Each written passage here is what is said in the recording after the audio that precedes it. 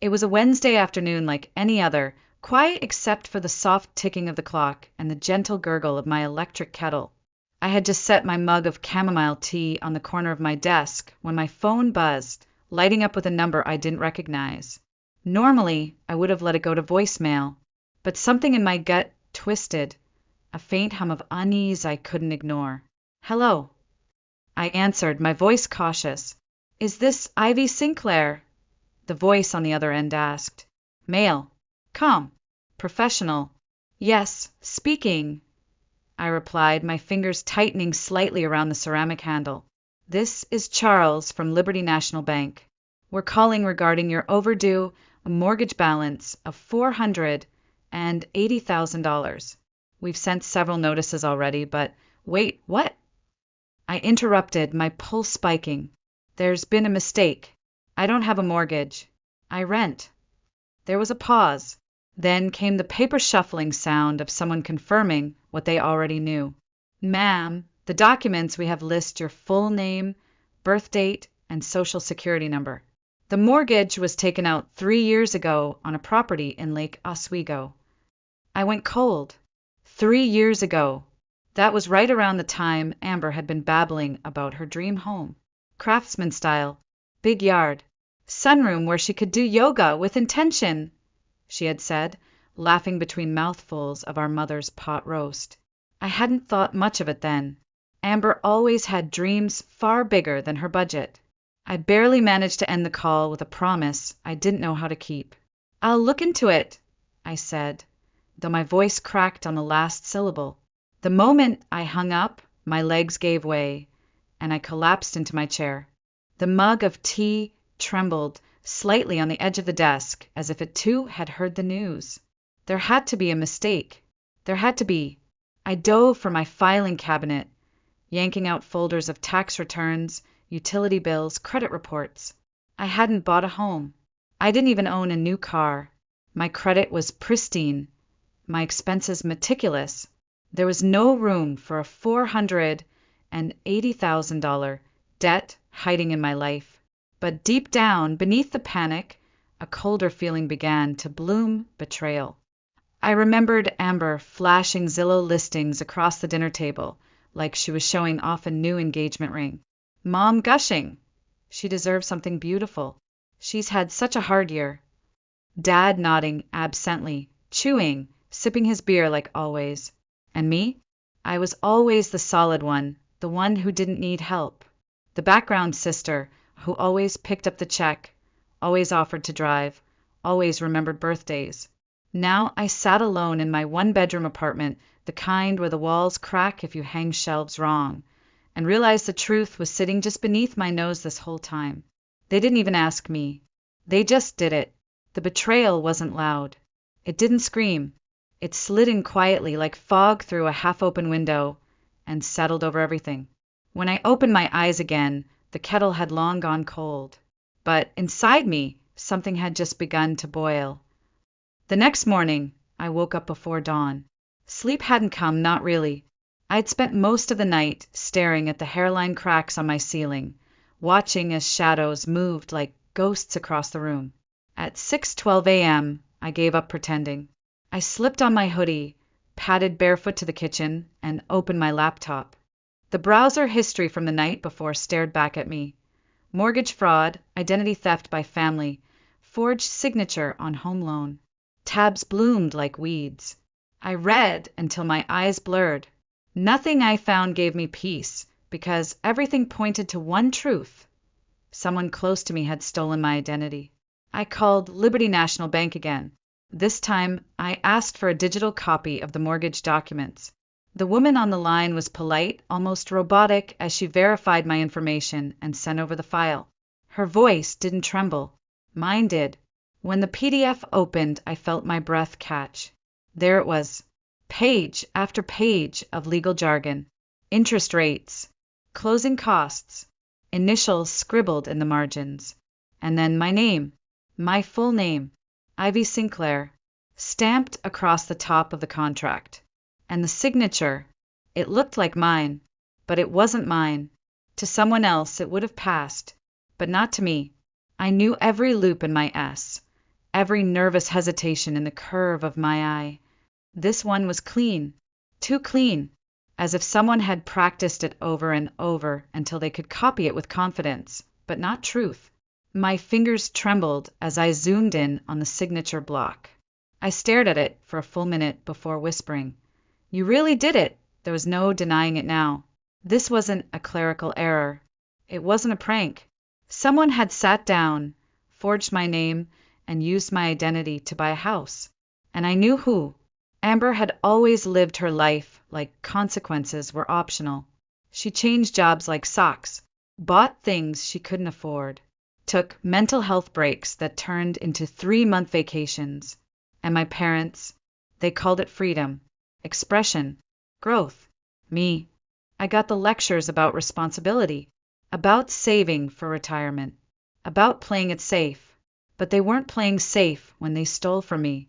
I sat at my kitchen table, the same one I'd bought secondhand 5 years ago when I first moved in, and felt the weight of every unpaid sacrifice I'd made.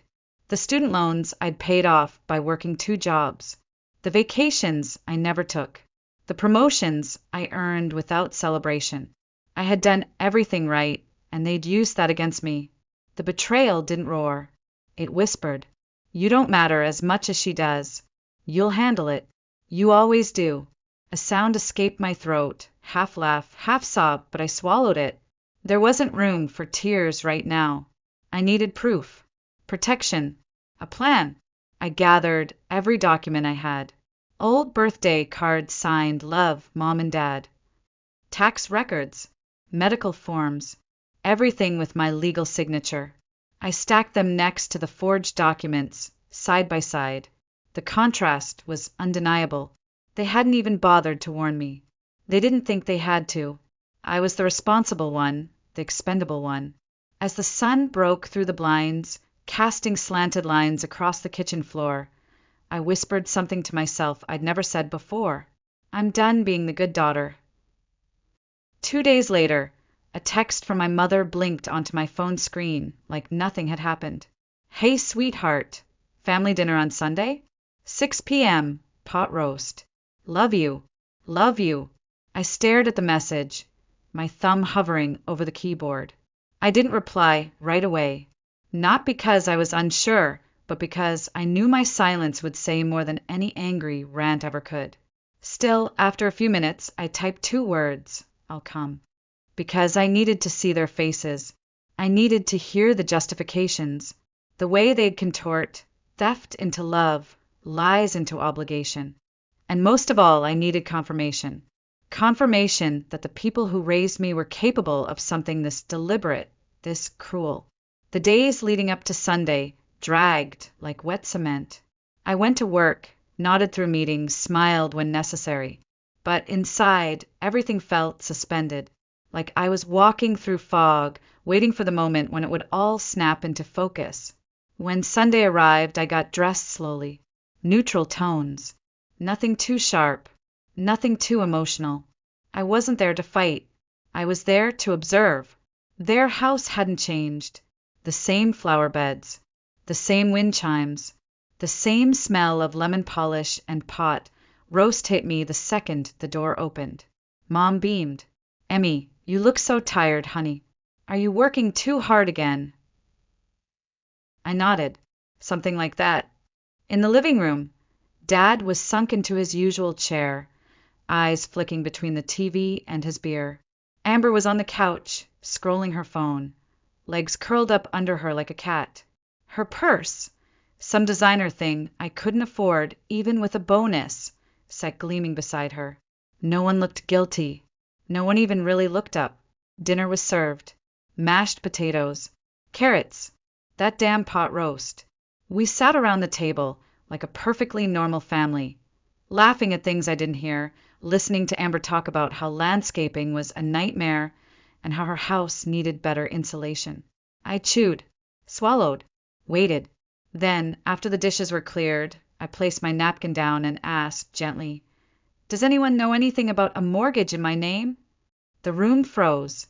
Even the ticking of the kitchen clock seemed to pause, as if the air itself had been yanked out of the room. Amber's shoulders stiffened. She pulled her sleeves down over her wrists. Mom's smile twitched. What do you mean, honey? I didn't blink. Liberty National Bank. A loan from 3 years ago.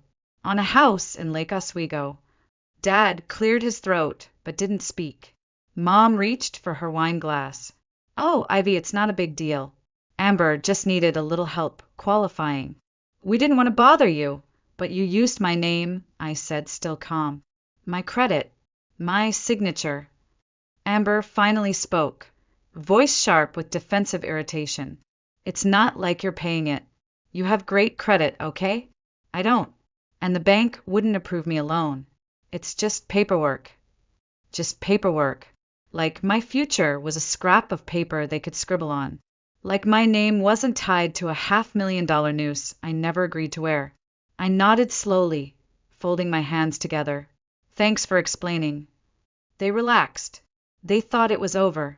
They thought I'd accepted it. But what they didn't see was the storm coiling behind my ribs, and it was just getting started. The drive home was quiet. Too quiet. The kind of silence that didn't soothe, it scraped. Street lights flickered across my windshield like blinking accusations. I kept both hands tight on the steering wheel, fingers white-knuckled, jaw-locked. My chest felt like it was being held shut with wire. Every breath came tight, measured, controlled. Just paperwork. Amber's voice echoed in my mind like an old voicemail I couldn't delete. You have great credit. I don't. It's not fair that you wouldn't help. Not fair. I had sat through their dinner, listened to them joke, watched Amber gloat, watched my mother sip wine like she hadn't just participated in a crime, watched my father stay silent like silence made him innocent. They weren't sorry. They were annoyed that I noticed. That was the worst part. No one had expected me to fight. They thought I'd shrug, pay for their sins, and smile through the debt like always. The responsible daughter, the invisible backbone, the catch-all net. But they were wrong. The next morning I called out of work. I told my boss I needed a personal day. She didn't ask questions. Maybe she heard something in my voice, finality, exhaustion, fire. I dressed in quiet layers and headed downtown. There's a small coffee shop tucked between a florist and a used bookstore, a place where people talk in whispers and no one looks too closely at the tears hiding behind sunglasses. I took a corner seat and ordered a bitter black coffee I didn't intend to drink. At exactly 9 a.m., a man walked in, gray suit, sharp eyes, a file folder tucked under one arm. Mr. Warner, a real estate attorney, recommended by a friend from work, known for being discreet and ruthless. He sat across from me, unfolded his folder, and gestured for the documents. I handed over everything I had, the forged mortgage papers, the real copies of my signature, the timeline I had mapped out in a sleepless haze. He flipped through them carefully. His expression never changed, but his silence grew heavier with each page. When he finished, he looked up. You understand what this means, right? He asked. I nodded once. It's fraud, I said, and identity theft. He paused, then nodded too. Technically, yes, it is, and it's criminal. The word criminal sat in the air between us like a loaded gun. I didn't flinch. I didn't cry. I just asked, how do I fix it? What followed was a lesson in self-preservation I never wanted to learn. File a police report.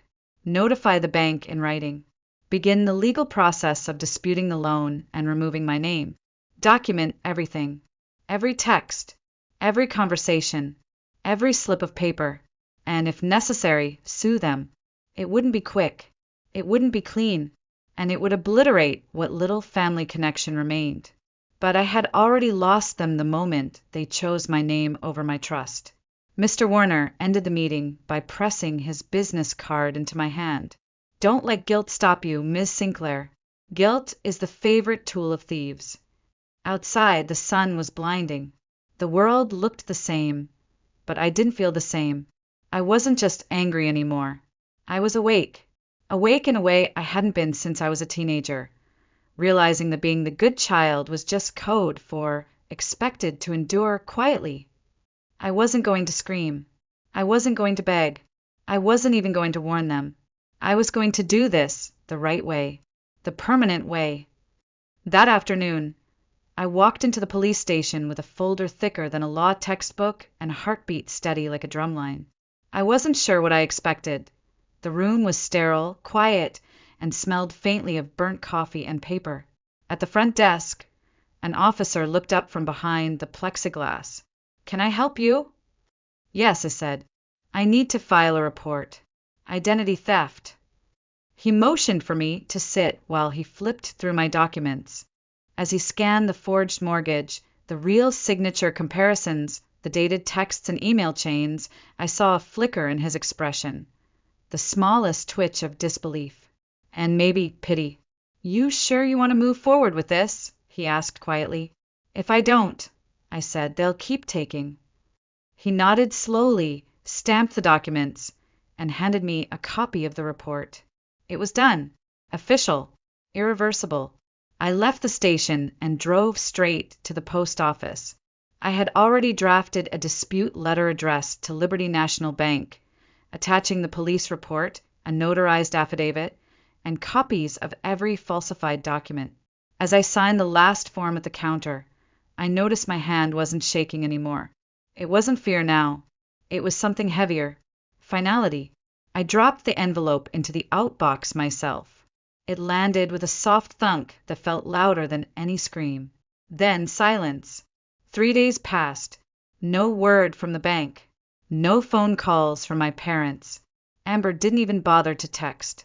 It was like the entire family was holding its breath, either waiting for the storm or refusing to acknowledge that it was already here. But on the 4th day, the storm knocked on my door. Literally. I saw her through the peephole, my mother, standing in the hallway like a statue that had cracked from the inside. Her hair was unbrushed, her eyes wild, her lips pressed into a line so tight it looked painful. When I opened the door, I didn't say a word. She didn't wait for permission. "How dare you involve the police?" she spat. "Do you know what you've done to this family?" I held the door frame lightly, fingers calm, face unreadable. "I trusted you to be understanding," she hissed. "Amber needed help. And you, of all people, you've always been the strong one." Strong. The word felt dirty now. "Family sticks together, Ivy," she added like a final blow. I tilted my head just slightly, studying her like she was something foreign, a stranger wearing my mother's skin. "No," I said softly. "Family asks. They don't forge. They don't lie. And they don't steal." She blinked, stunned. Her mouth opened and closed, searching for a defense that didn't exist. "You've ruined everything," she whispered. Her voice cracked, not from sadness, from panic. I almost laughed. Almost. But I didn't. I kept my voice steady, velvet-wrapped steel. "I didn't ruin anything," I said. "I just stopped cleaning up your messes." Then I closed the door, and the sound of the latch catching, that soft, final click, was the most powerful thing I had ever done. Later that night, my phone lit up with call after call from Amber. 12 in total. Voicemails piling up like junk mail. I didn't listen to a single one. Delete, delete, delete. The next morning, Liberty National Bank sent an email. They had suspended the mortgage pending investigation. My credit would be restored during the process, and they issued a formal apology for any distress caused. It wasn't over yet, but I had taken back the first piece of my future, and for once, they had no idea what was coming next. The days that followed were quiet, not peaceful, not yet, but quiet. No calls, no texts, no birthday reminders, no invitations to brunch or family group chats filled with fake cheer. It was as if I'd been erased, like someone took a sponge and wiped my name out of the Sinclair family tree. At first, that silence cut deeper than I wanted to admit, because even when the betrayal is obvious, even when the math is simple, you stole from me, it's still hard to let go of the illusion. The fantasy that family loves unconditionally, that one day they'll see you, choose you, protect you, That didn't happen. What happened instead was peace. A strange, hesitant kind of peace. Like a bird perching on a branch after a storm, unsure if the wind has truly passed. I started waking up earlier. Not because I had to, but because I wanted the quiet. The kind without dread. The kind that felt earned. I spent Saturdays at the farmer's market, wandering past booths filled with hand-carved spoons and jars of jam with crooked labels. I bought sunflowers once, put them in an old chipped vase on my kitchen table. They didn't match anything in the room, but somehow they belonged. I started hiking again. Just small trails at first, nothing ambitious. But the air was different out there. Clean, steady, the kind that wrapped around your lungs and reminded you, you're still here. One Tuesday evening, on a whim, I signed up for a pottery class. My first bowl came out lopsided, awkward, and entirely useless. I kept it anyway, not because it was good, but because I made it, with my own hands, with no one else's name carved over mine. The legal process continued, slow but steady. Emails from Mr. Warner arrived weekly with updates, forms to sign, affidavits to submit. Every time I saw an envelope with my name, my real name, I felt grounded. This name is mine. This life is mine. Not a loan, not a favor, not a trade for loyalty I never received. There was a time just a few weeks ago when I thought I wanted revenge. Real revenge. I imagined Amber crying on the curb outside a foreclosed house. My parents being sued into silence. All of them finally learning the cost of stealing from the quiet one. But that feeling passed. I didn't want them destroyed. I just wanted distance. Space where their hands couldn't reach. Where their voices didn't drown out my own thoughts. And most of all, I wanted something I had never had before, not in this family, not in this life. Freedom. Not the kind you post about. The real kind. The kind you grow slowly, gently, one boundary at a time, one breath at a time. Some nights I still felt the ache of knowing the people who were supposed to love me most never really saw me. Not as a person, just as a resource, a fallback, a walking solution. But that ache faded faster now. Each day, the weight of their choices pressed on me a little less, and in its place, I began to feel something else take root.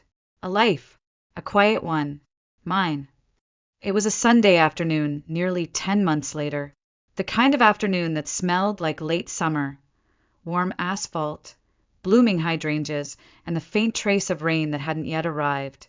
I had just come back from a local pottery fair, arms full of hand-thrown mugs and chipped bowls that made me smile more than anything store-bought ever had. I was halfway up the steps to my apartment when I saw them, all three of them, my parents and Amber, standing there on the sidewalk like time had paused just for them. They looked smaller than I remembered. Mom clutched her purse so tightly her knuckles had turned white. Dad stared at the cracks in the concrete. Amber's once perfectly curled hair hung limp around her face, her eyes rimmed in smudged eyeliner and something else, desperation. For a moment, no one spoke. Then Mom stepped forward. "Ivy," she said, her voice trembling. "We made a mistake, but we're still family." I didn't move. Amber's voice came next, thin and broken. "I need your help, just for a little while. Please don't turn your back on us." There it was. Not love, not remorse. Need. They hadn't come because they missed me. They'd come because they had nothing left. Jessica's house had been foreclosed. The bank's investigation had cut deeper than expected. My name was finally cleared, but theirs wasn't. Credit scores ruined. Legal fees mounting. Reputation in shambles. I looked at them, really looked, and saw people who had once believed they could steal my life without consequence. And now they stood in the ruins of their own entitlement, wondering why I hadn't rushed in to save them. There was no rage inside me, no desire to yell or gloat, just calm, the kind that comes when you know exactly who you are and exactly who you're never going to be again. I set the pottery bags down gently and stood tall. "I hope I said quietly, that one day you understand what real family means. It isn't something you can forge or demand or twist when it's convenient. Mom opened her mouth to protest, but I didn't let her speak. I took a breath and added, "As for me, I'm finally free, and I'm not coming back." The silence that followed was louder than any scream. Amber's mouth fell open. Dad looked like he might speak, but then didn't. And Mom, for once in her life, had no words. I picked up my bags again. The weight in my hands was solid, real, earned. I turned. I walked up the steps, every footfall steady. I didn't look back. Not when Amber's voice cracked into a soft, "Please!" Not when Mom called out my name like she'd only just learned how to say it. Not even when the wind shifted, sending a memory of lemon polish and pot roast floating up the stairs. At the top I paused. The door to my apartment stood waiting. Simple, quiet, mine. And before I walked inside, I whispered something, not to them, but to myself. Sometimes walking away is the loudest thing you'll ever say. I closed the door behind me with a gentle click, then stood there for a moment, letting the stillness soak into my skin. My apartment smelled faintly of eucalyptus and warm clay. A new mug sat on the kitchen counter, the one I'd found earlier that day, glazed in soft teal with a slightly uneven lip. Imperfect, beautiful, mine. I slipped off my shoes, dropped my keys into the ceramic bowl I'd made in class, and walked out to the tiny balcony that overlooked the neighborhood. The sun was dipping behind the trees, casting everything in gold. I sat down, pulled the old knit throw over my shoulders, and wrapped my hands around a cup of tea I'd forgotten I made earlier. It was lukewarm now, but I didn't mind. Warmth had found me elsewhere. As the city softened into twilight, I thought about the girl I had been, the one who stayed quiet at the dinner table even when she wanted to scream, the one who always picked up the check, the one who clung to the idea of family like it was oxygen, even as it suffocated her. She had deserved better, but she survived, and now she had grown into a woman who could walk away and not shatter. I thought about Amber's face on the sidewalk, all smudged mascara and panic. I thought about the way my mother's voice broke when she realized I wasn't going to bend. I didn't feel sorry for them, not anymore, because what they lost was never mine to carry. They lost access. They lost power. They lost the illusion that I would always come back. I owed them nothing. Not anger. Not forgiveness on their timeline. Not explanations. Just silence. And in that silence, I had found myself. A few weeks later, Mr. Warner emailed me to say the process was almost done. The mortgage had been fully removed from my credit history. No court appearance necessary. The bank had settled and my name was clean. I replied with 2 words, "Thank you." And then I let it go. No more folders. No more legal updates. No more reliving the betrayal. I had lived through the fire, but I didn't need to sit in the ashes. Now, I spent more time with people who made me feel seen. Not for what I could do for them, but for who I was when I didn't owe anyone anything. I made new traditions, Sunday hikes, messy pottery nights, brunches that ended in laughter and 0 guilt. Some days I still carried a bruise where trust used to be, but bruises fade, and what replaced them was something softer, stronger, mine. I looked up at the sky. A soft breeze lifted the ends of my hair. Somewhere below, a child laughed. A wind chime danced. I smiled, not a big smile, not a triumphant one, just the quiet kind that says, "I made it."